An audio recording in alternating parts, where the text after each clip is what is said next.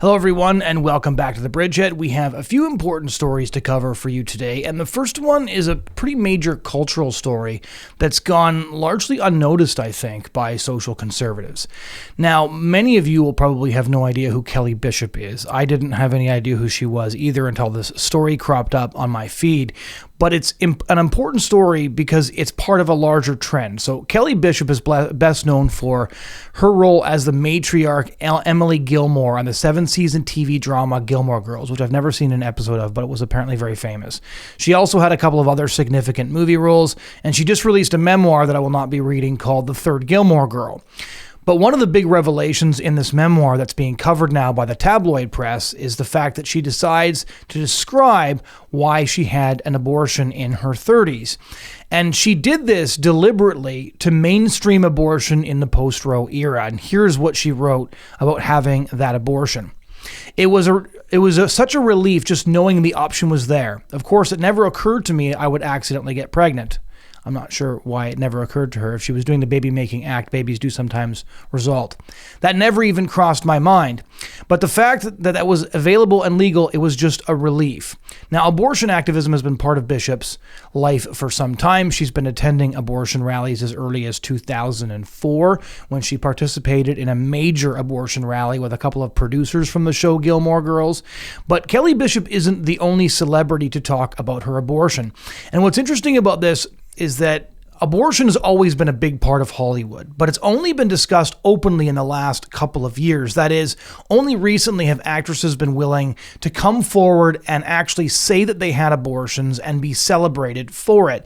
And it's because the tactics of the abortion activists are shifting. In the 1990s, abortion was safe, legal, and rare, and abortion activists pretended that abortion was merely a social necessity as far as they were concerned, but they wouldn't defend it as a good thing necessarily. Bill Clinton is the one, of course, who came up with the safe, legal, and rare line.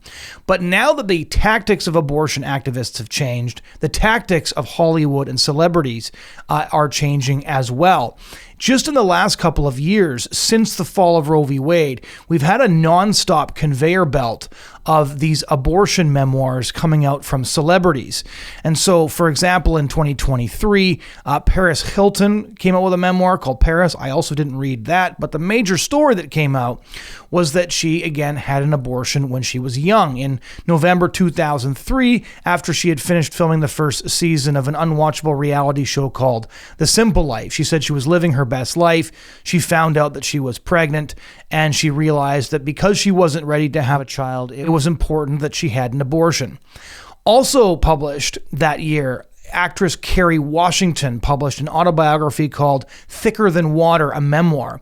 And she too decides to actually describe the abortion that she had. She writes that she never imagined she would find herself in an abortion clinic, quote, surrendering my insides to the surgical vacuum.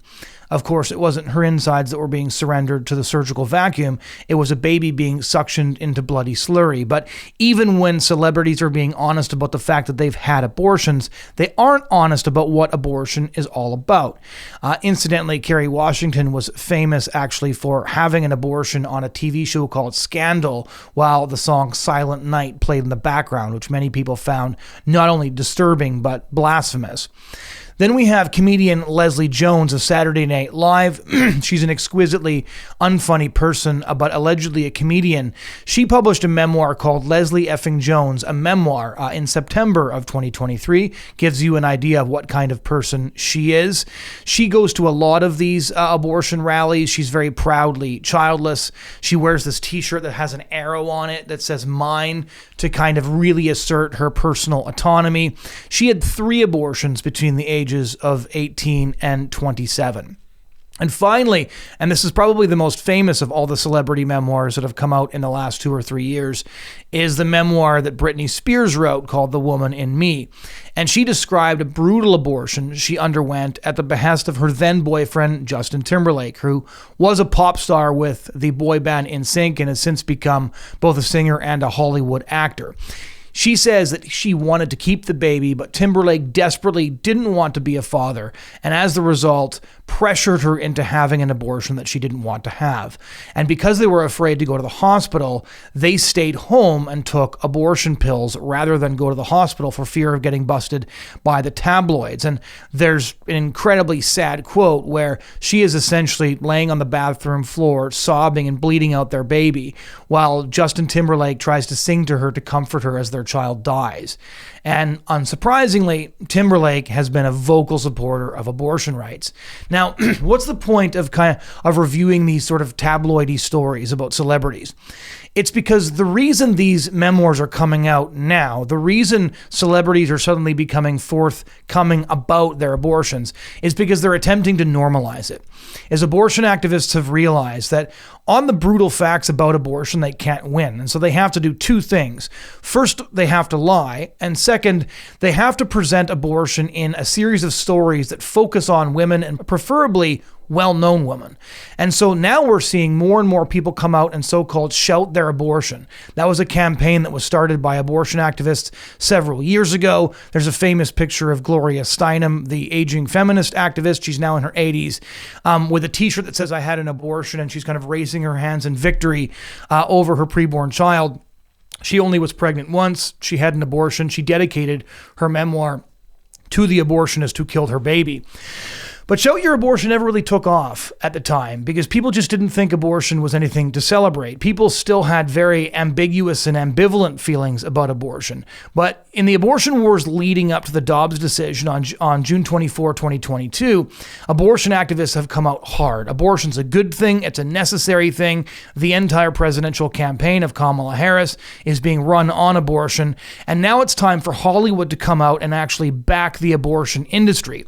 Because Hollywood has always been a major driver of social change.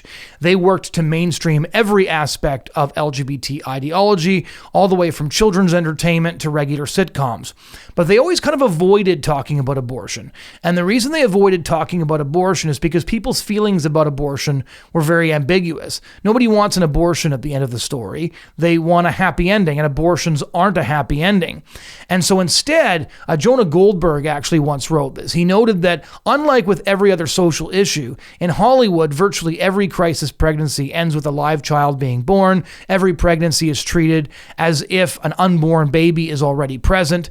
And that's only started to shift in recent years, where Hollywood largely stayed away from the issue or simply pretended abortion wasn't in existence at the time. Again, the strategy has changed with the fall of Roe v. Wade. In 2022, we had the movie Call Jane come out, which lionizes the abortion activists who ran an underground abortion ring in Chicago in the 1960s and 70s. We had Sometimes, Rarely, Maybe Always, which is a story about an abortion road trip where two girls cross state lines to get an abortion that's not available in the state that they live in. HBO released a movie called Unpregnant, which is kind of an abortion comedy. It's still a road trip. There's two girls. They get in their car. They're traveling all the way across the United States. Pro-lifers are demonized as these insane people who actually at one point want to kidnap the main character so she gives birth to her kid. It's a really, really bizarre story, but it shows that the abortion industry now is telling Hollywood it's time to get propaganda that demonizes pro-lifers, that normalizes abortion as a good thing. In two of these movies, the abortion at the end of the movie is actually the happy ending, and portrays abortion as fundamentally necessary. There's one other, I think, aspect of the new trend of abortion celebrity memoirs that's important to look at. Every single one of the women cited here, that entire list of celebrities, they were very, very wealthy when they found themselves pregnant. And so although it's true that there are many women who have abortion for financial reasons, we have to recognize that this entire idea that we have total control over our bodies and that permits us actually to violently end the life of somebody else is something that we need to challenge head on by addressing abortion directly, by showing people what abortion actually looks like.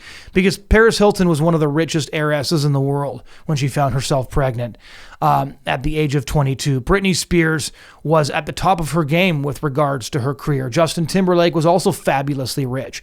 These people did not have abortions because they couldn't afford a baby. They had abortions because they didn't want a baby.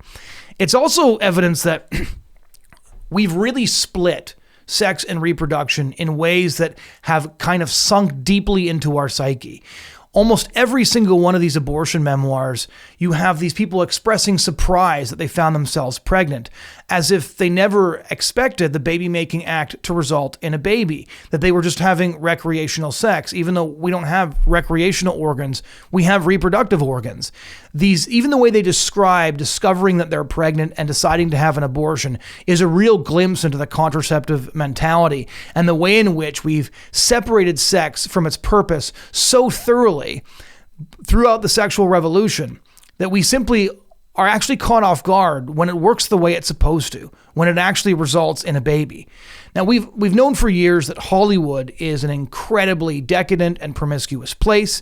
It's essentially built on baby corpses. The stories of abortions in Hollywood go all the way back to the age of silent film. There's articles in Vanity Fair that detail how major studios used to force actresses into having abortions, especially because they felt like their young sex symbol stars, if they looked like mothers, would no longer be popular with the audience. And so there's this grotesque irony where young famous actresses would get forced into abortions so that they could remain a sterile sex symbol for the audiences who are viewing them. So we've always known that abortion was a fundamental part of Hollywood. But we no longer have historians and researchers coming out and telling us what the dark side of Hollywood looks like.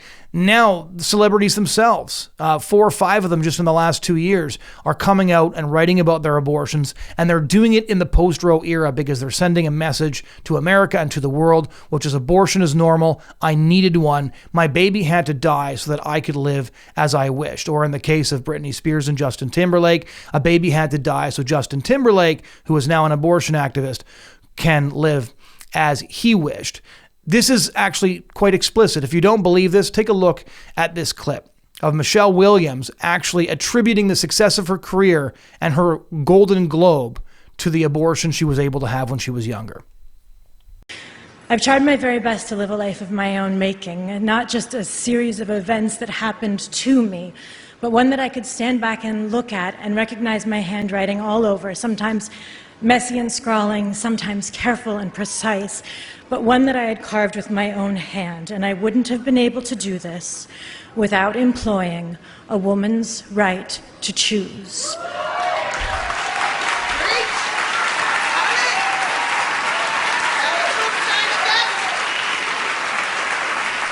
So, women 18 to 118, when it is time to vote, please do so in your own self-interest. It's what men have been doing for years. That gives you an idea of where Hollywood is at. And so I think that the détente Hollywood has had on abortion propaganda is coming to an end. Abortion used to be treated with kid gloves or rarely addressed at all. We're going to see a nonstop conveyor belt of abortion movies in the next couple of years. And pro-lifers, I don't think, are prepared to compete with that level of storytelling. Storytelling that is going to cost millions of dollars and feature some of the most famous actors and actresses in the world. The Center for Reproductive Rights, which is an abortion activist organization, actually has a creative council stacked with actresses like Elizabeth Banks, whose entire job is to figure out how to tell abortion stories on screen to move middle America. And this is having a big impact during a time when there's nonstop abortion referendums where people get much of their information from entertainment or influencers, and where they're going to the polls based not on facts, but on the stories in their heads and the stories that are put there by the big and small screen. So the second story I want to look at today is one that is more important than it looks at first glance, and that's that the United Kingdom is fast-tracking the legalization of euthanasia. This is devastating news for a couple of reasons. Now, just to give you kind of a basic outline of what the political situation in the UK is like, this year a Labour government was elected for the first time in well over 10 years after a string of shambolic Tory prime ministers. And the Labour government didn't win by nearly as large of a majority as people thought that they would. A minority of people actually voted for them, and they are bizarrely bad at politics. Almost overnight, they've been putting in all of these really onerous policies in order to rectify the grim fiscal outlook for the British economy. But they're doing things like voting to end winter fuel allowance for pensioners. And as Ed West put it, government ministers in interviews look scared or clueless or have no answers to the problem facing us. Labour has no clear narrative that things are under control and there is hope on the horizon, and their message that things will only get worse seems unwise when people feel they have endured enough hardship since 2007. They barely took government, but they've already seen a 15-point drop in popularity. Their poll numbers are terrible, and Keir Starmer, who is the Labour Prime Minister, his personal popularity has massively fallen. This has resulted in these people getting booed pretty much whenever they're in public, and there's a lot of really hilarious videos of them getting booed. Now, consider how grim and dystopian it is for a Labour government that's realizing it needs to cut costs and doing things like ending the winter fuel allowance for pensioners, because the UK, like every other Western democracy, has an aging population, and then decides to fast track assisted suicide, to fast track euthanasia. Now, obviously, I've always been an opponent of euthanasia, but it takes a special kind of sociopathy to legalize euthanasia in the full recognition that there are no health safeguards in place for people who need it. They're making the same mistake that Canada has, but they're doing so after Canada made that mistake. Meaning that in Canada's case, you can at least make the argument that Justin Trudeau was deeply incompetent, which I think is true, that the outcome of our euthanasia regime, which is euthanasia, lethal injection, essentially making up 4% of Canada's annual recorded deaths.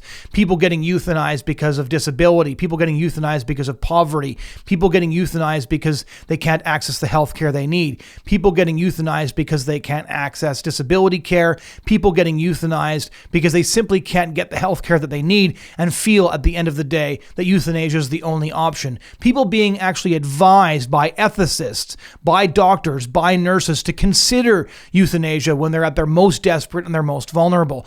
All of these things have not only happened in Canada, but they've played out in mainstream headlines. I believe it was a UK newspaper who first asked a couple of years ago, why is Canada killing its poor? Which is a pretty scintillating headline, let me tell you. And so after watching what happened in Canada, the fact that we have a tiny minority of palliative beds available in comparison to what's necessary, that we simply do not have the social welfare infrastructure to ensure that people are not choosing euthanasia out of sheer desperation. We now know where this leads, and in fact, even Canada's mainstream press has been so appalled by some of these stories that they are pretty consistently now covering the grim things that are taking place as the result of our euthanasia regime. And yet now we have Keir Starmer, a Labour Prime Minister, who is, I think not incidentally, the first confirmed atheist Prime Minister that the UK has ever had, looking at Canada, which is a fellow Commonwealth country. We have the same king, King Charles III, and deciding, I want me some of that. I think that's a good idea. That's what we need in the UK.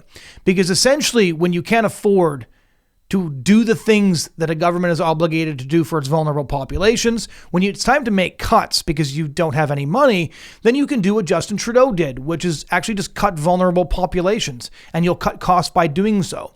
The CBC made this explicit several years back when they actually talked about the huge healthcare savings that Canada was going to get once they legalized euthanasia. And of course, that did in fact come to pass because a body bag is a lot cheaper than healthcare, than palliative beds.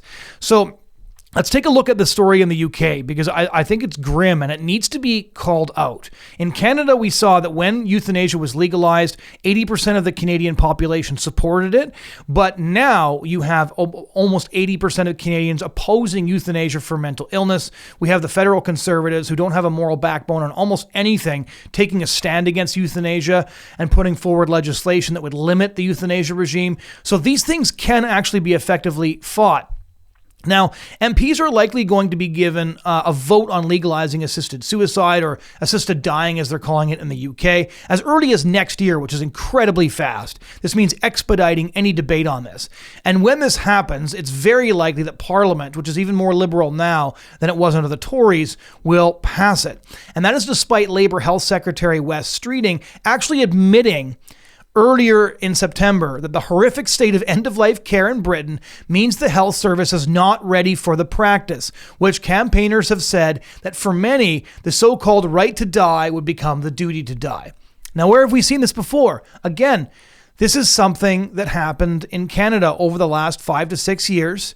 This was covered in the British press. It was covered in the Telegraph. It was covered in the Daily Mail. It was covered in the Spectator. I've done interviews with British journalists on Canada's euthanasia regime. So they know what they're doing because they already have a case study, a fellow post-Christian Commonwealth country, and they know that by passing this regime, vulnerable people are going to end up dying at the end of a needle because they feel trapped. Streeting actually said, "When I think about this question of being a burden, I do not think that palliative care in this country is in a condition yet where we are giving people the freedom to choose without being coerced by the lack of support available. I am not sure as a country we have the right end-of-life care available to enable a real choice on assisted dying." That, let me reiterate, Wes Streeting is the Labour Health Secretary.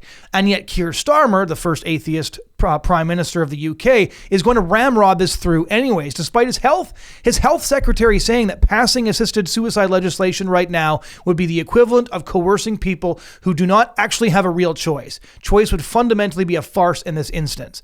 Parliament's Health and Social Care Committee also produced a report earlier this year highlighting the need for major improvements of end-of-life care. I wish I could take this stuff seriously, but in Canada, Trudeau and the Liberals promised that they would first address with, hefty government funding and real government action, the devastating lack of palliative beds in Canada. They've done basically nothing. They said that they were going to address the needs of Canadians with disabilities. I've interviewed Canadians with disabilities who are considering euthanasia because they said Trudeau managed to ramrod euthanasia legislation straight through Parliament post-haste, but somehow it takes a decade to get around to ensuring Canadians with disabilities have what they need. The same thing's going to happen in the UK, and they know it's going to happen. The Health Secretary himself said it. The Parliamentary Committee said it. Yet, you've always got a few of these really sinister jackasses who push it no matter what the cost. And these people have a sinister eugenic worldview. One of them is Labour MP Jake Richards, who should be driven from public life. He called for what he describes as archaic law in this area to be changed. I hope and indeed expect the government to give this issue time and for the House to have a free vote. Starmer is also a long-term supporter of changing the law on assisted suicide. Again, no surprise.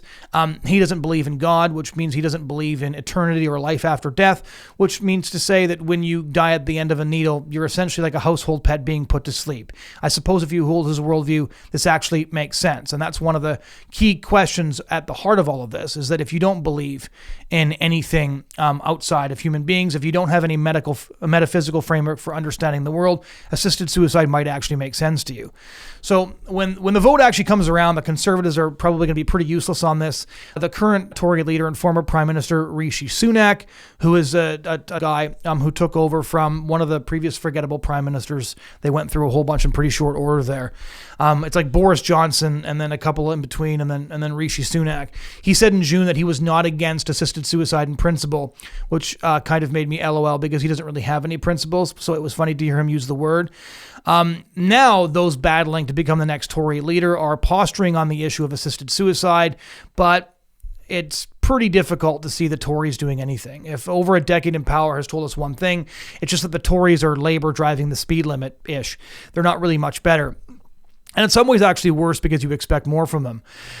So the key takeaway from this story is that the UK, having watched what's going on in Canada for the past just under 10 years, has decided they're going to do the exact same thing.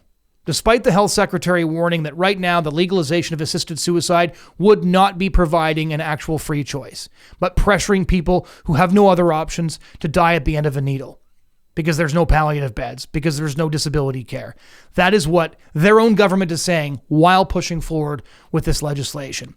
This is, I don't see how you can interpret this as anything other than an attack on vulnerable people when you have the Labour Secretary stating that it's not a free choice, and when you have the example of Canada to look at and say, here's all the things that happens when a post-Christian Commonwealth country does this. And yet here we are. They're going to make the exact same mistakes, but this time we know for a fact that it's not just incompetence. They're doing this on purpose. The final story I want to look at today is more of a good news story. So many of you probably watched the Donald Trump-Kamala Harris debate last week. It was a deeply painful experience, I think, for all of those who had the misfortune to participate. We realized the same thing that we always do, which is that Donald Trump cannot resist taking the bait when he's challenged. His vanity insists that he kind of leaps at every provocation, and Kamala Harris refuses to answer any questions on her policies. Instead, she essentially just spiders off into the distance. And obviously the moderators ganged up on Trump, but he should have been prepared for that. This is the mainstream media. I was at his rallies back in 2015 and 2016, where he said the mainstream media never treats us fairly. And so being the guy who was willing to say that straight to the face of the mainstream media, he should have been prepped for it. But there's a bit of good news, I think, from that debate. Because when I watched that debate with some of my colleagues, my assumption was Trump is going to go further to the left on abortion. I was really worried that that's what he was going to do, because that's been his trajectory.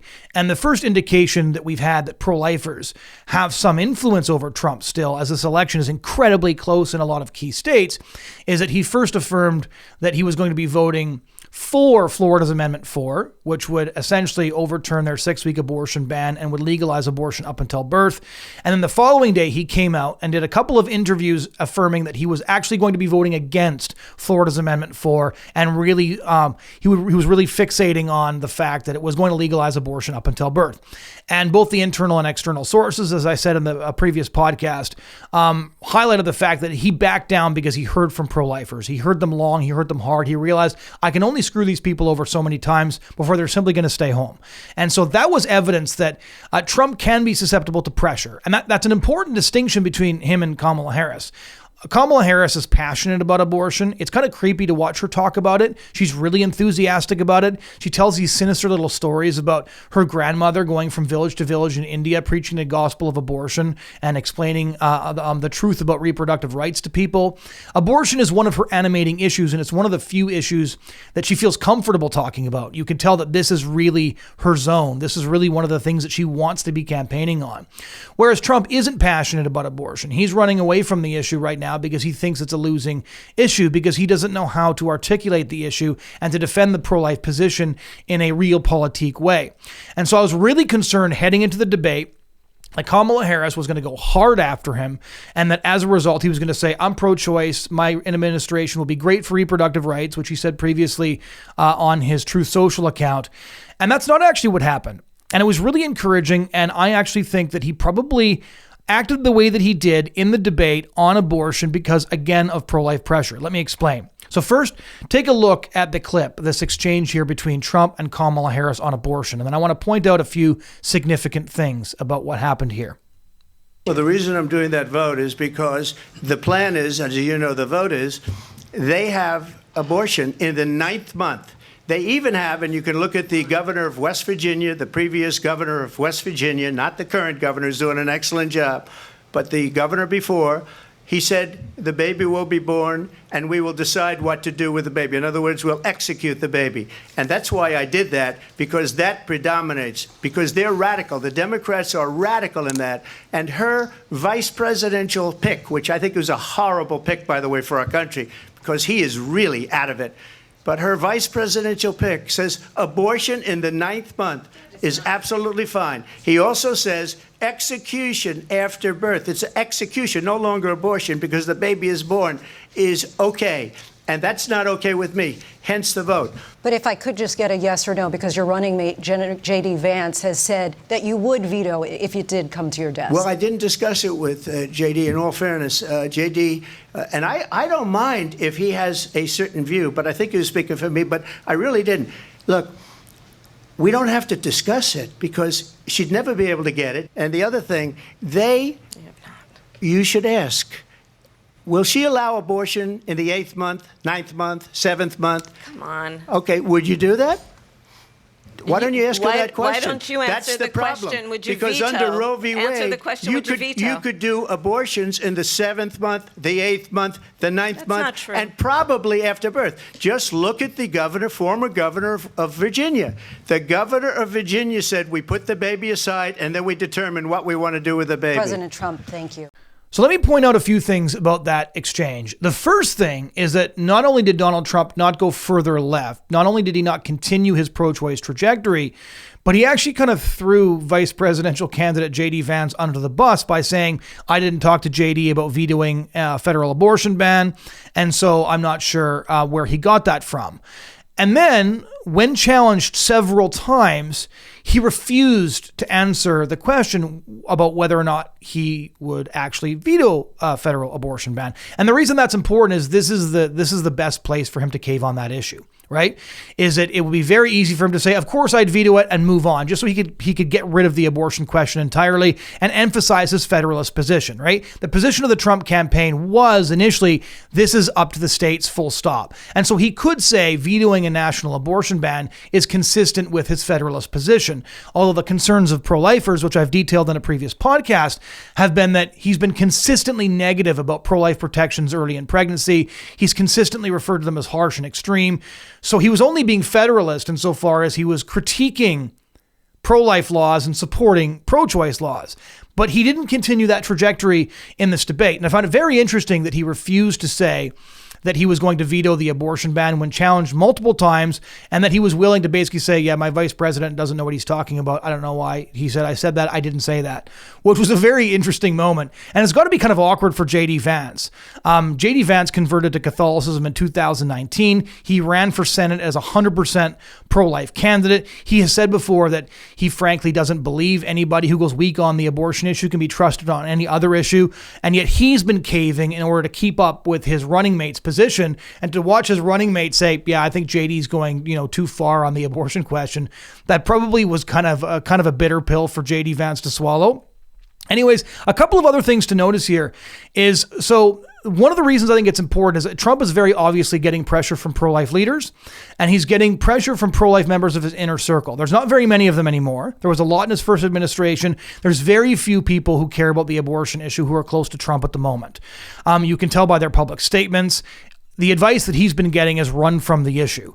And yet now, after the backlash over the Florida Amendment 4 comments, it looks like his advisors are telling him, okay, you've gone as far to the left as you can afford to go on the abortion question before we start hemorrhaging pro-life voters. And so it's time to throw them some red meat. It's time to recognize that pro-lifers need something to vote for. You can't just not be Kamala Harris. They need something to vote for. And so he did a series of walkbacks. He's going to vote against Florida Amendment 4, or at least that's what his public position is at the moment. He refused to say that J.D. Vance was correct in asserting that he would veto a national abortion ban.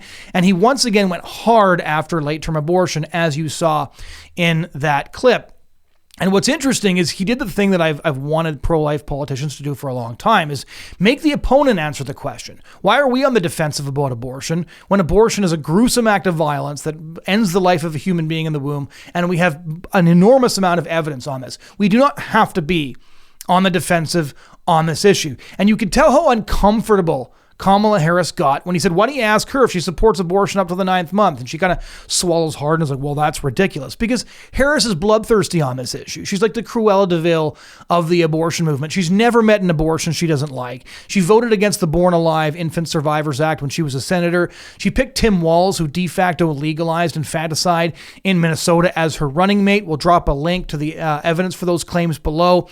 And so she was really uncomfortable because she recognizes that she's trying to pull too far away from the American people. She's hoping she'll be able to give a storm of fog and mist on this issue by talking about freedom and reproductive rights and using these incredibly extreme but tiny minority of cases to convince people to usher in the abortion regime she wants, which is abortion available throughout all 9 months of pregnancy for any reason or for no reason. Most late-term abortions are done on healthy babies. All of the data indicates that.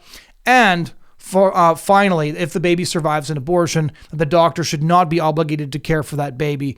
Because, of course, when you go to an abortion clinic or when you procure an abortion from a doctor, the service you've ordered is a dead baby, and you want to get that product. And so if the baby's born alive, you want to leave that baby to die. We're going to be having an interview with an abortion survivor coming up to highlight the fact that the Walz-Harris ticket is brutal. The Walz-Harris ticket is incredibly radical, and that despite Donald Trump's penchant for untruth, half-truth, and hyperbole, he's not actually lying when he talks about infanticide. He's completely correct. I wish he weren't, but he's completely correct on this issue. And he's essentially running against a ticket that's advocating for the very thing that he so gruesomely describes. Thanks for joining us this week on the Bridgehead Briefing. If you want to check out this podcast, you can, of course, subscribe here on YouTube. If you have any comments, you want to keep this conversation going, you can drop a comment. You can like the video so that other people will see it pushed into their feeds. If you have any questions about these episodes, drop them below the video. We'll try to answer them on a future episode. And you can also get our content wherever you download your podcast content, whether it be Spotify, Apple Podcasts. We're pretty much on all of the major podcast carriers. Again, thanks so much for your time. Have a good week.